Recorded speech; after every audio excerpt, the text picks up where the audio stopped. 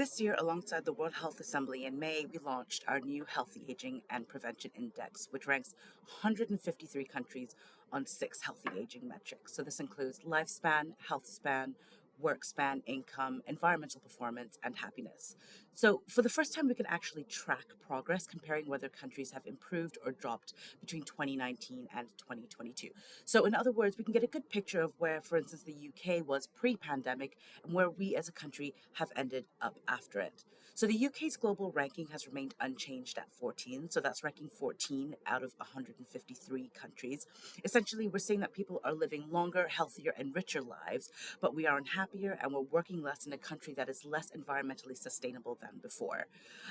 We've seen a 6-month increase in lifespan, a 5-month increase in health span, and when it comes to income, on average, people are making $700 more than they were in 2019, and that's even taking into account inflation.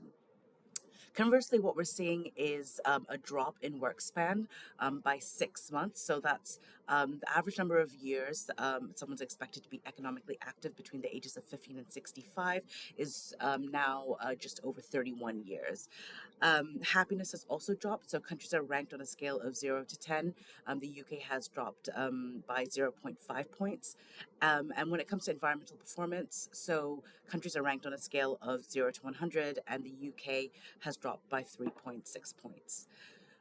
Together, these findings paint a picture of a UK that isn't adapting to longevity fast enough, and we need strong and bold leadership to really ensure that the UK continues to move in the right direction. We know that current measures aren't working, especially when it comes to keeping people healthier for longer. So we really do need a shift in our thinking. This includes greater investment in prevention. So let's ensure that at least 6% of total Department of Health and Social Care expenditure and 6% of NHS spending goes towards preventative activity by 2026.